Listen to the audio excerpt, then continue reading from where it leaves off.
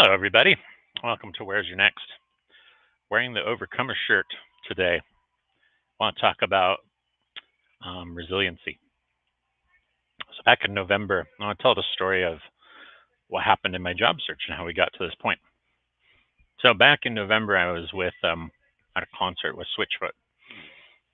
They had posted, and I'm also at one of my favorite places to kind of stream. Sometimes I come to a place like Denny's early in the morning when it's a little bit quieter, and it's a nice place to come. I like streaming here for that reason because it's just I'm out in my hometown, out doing my thing. But let's get to the point. So back in November, I was at a VIP event with Switchfoot, the band, who I've been influenced by since my time in college. There was something that they said in the live Q&A.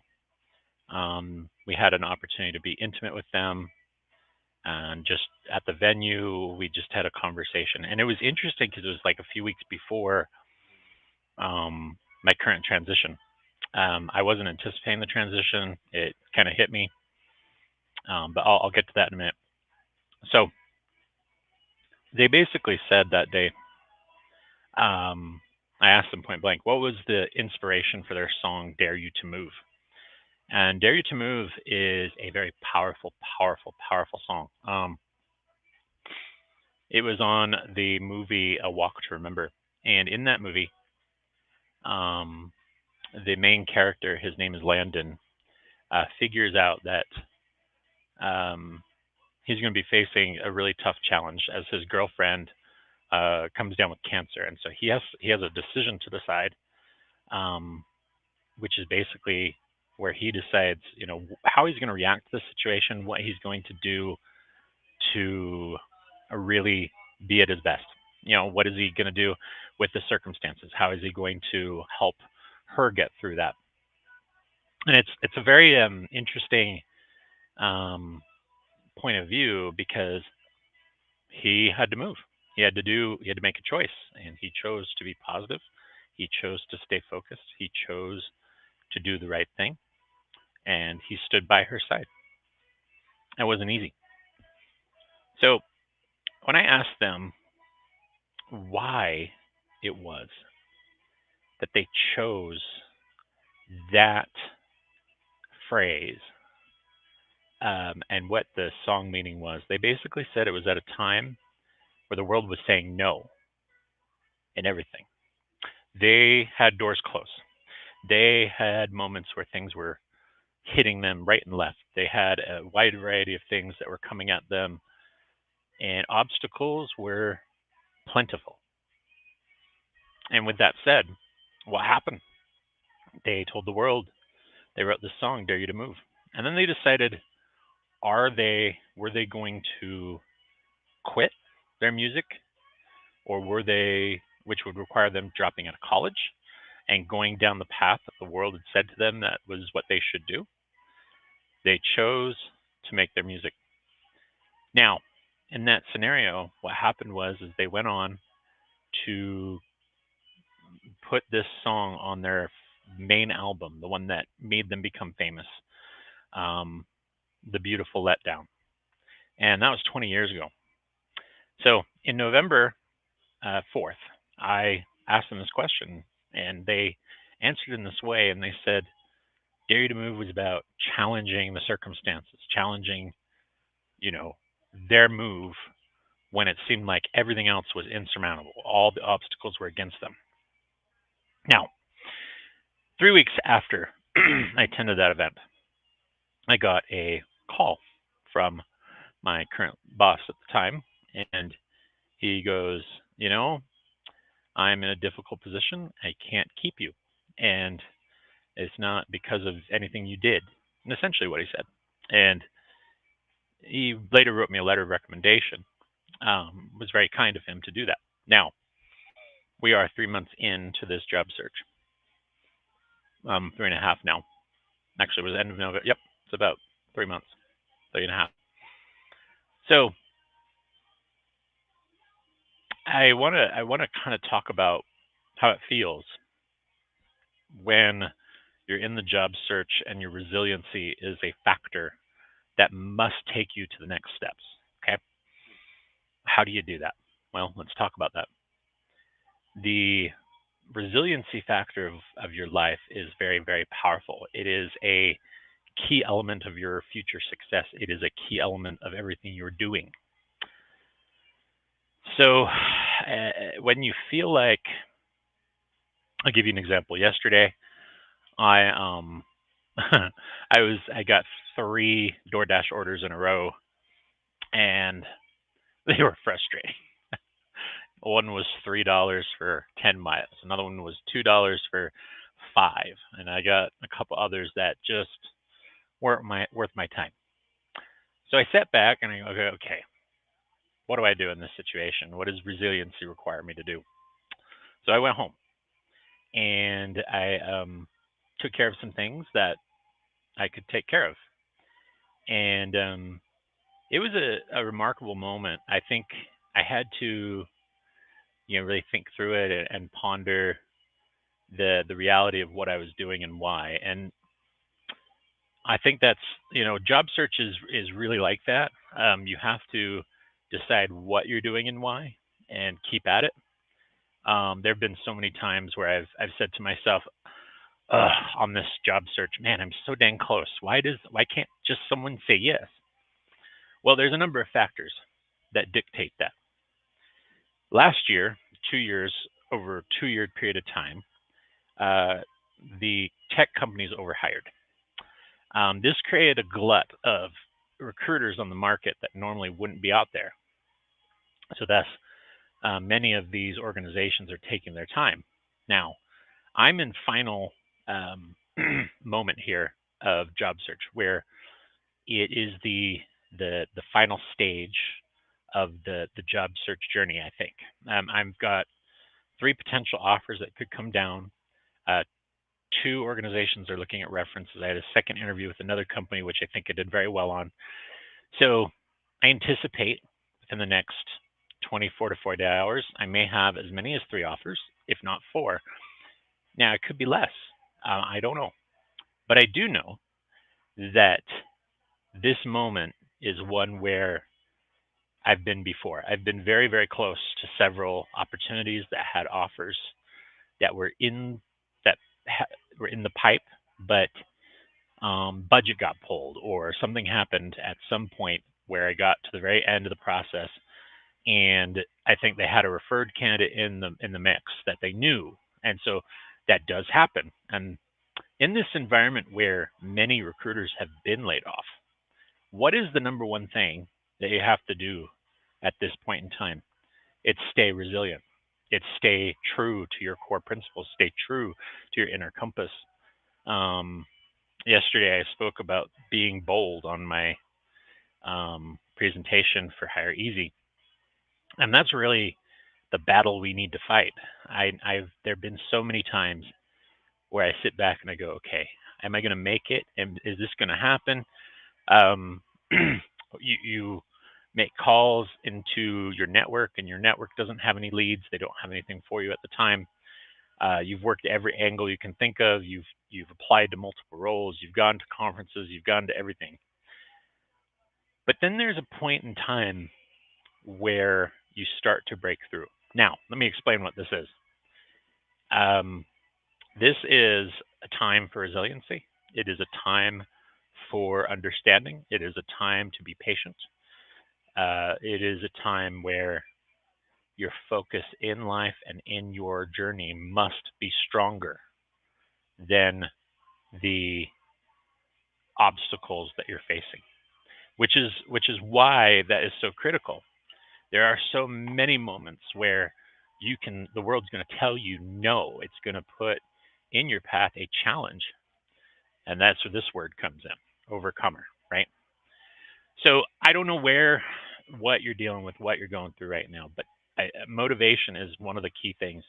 Staying true to your principles, staying true to who you are, staying true to what you value, and continuing to knock on those doors and keep going, because eventually you'll land. That's exactly how it works.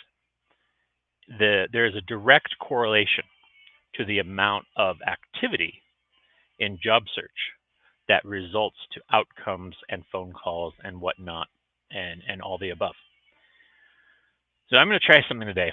I'm going to, I saw another job seeker, another recruiter friend who actually went to his LinkedIn network, pulled down all the different contacts he had, and he found phone numbers for each of them, and he started making calls. Direct people where he left voicemails, and he picked up the phone, started making calls and reaching out to people and human beings, human to human contact. Wow, what an amazing thing. So at this stage in my job search, here's what I'm doing. I am knocking on doors of companies who I want to work with. I am reaching out to the chief talent acquisition officer in many cases. If they say, hey, our budget isn't allowing us to hire right now, but we do want to keep you in mind. We like what you're doing. Those are great calls. It means, think of it this way. There's a way you could look at your job search. It is, you can be resilient. You can keep picking yourself up after each rejection and keep going to the next one, keep going to the next one, keep going to the next one. Why? Because eventually you're going to break through that wall that is in front of you, and you're going to make an impact, and someone's going to say, you know what, I see your value out of the sea of all these candidates that are there. This is probably one of the most unprecedented job searches I've ever had to conduct. I've never, ever in my life been out of work for 3 months. That is hands down never happened because I've always been ahead of the curve. Now here's where we are though. This is the first time that I can remember since 2008 where this market was this challenging. Honestly, it is a very strange reality. And what does that require? It requires resiliency. It requires the dare you to move philosophy that Switchfoot gave me all those months ago, which has honestly kept me going. I've taken a job at Domino's. Yeah, I'm delivering pizzas, guys. That's exactly what I'm doing. And I'm doing the gig economy stuff as best I can. I'm trying to make ends meet one way or another. Now, does it affect my unemployment? Sure, it does. But I'm actually making more. here's the irony. I'm making more by doing work than I am waiting for the government to give me a check. So basically, yes, my unemployment has been affected. I may have to reapply if I wanted to. I don't want to. It takes too long. It's too much of a hassle. It's too much of a pain to try to bring it.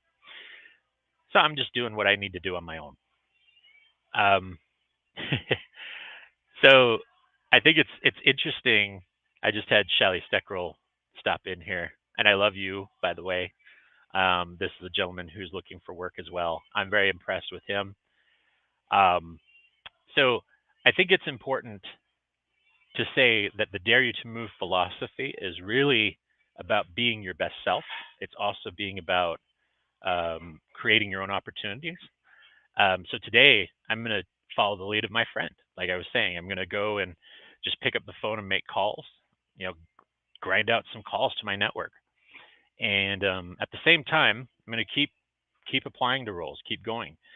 Because here's what's going to happen. I've noticed that the universe has a tendency to reward you when you're doing the needful. In other words, when you are putting yourself out there and doing the best you can.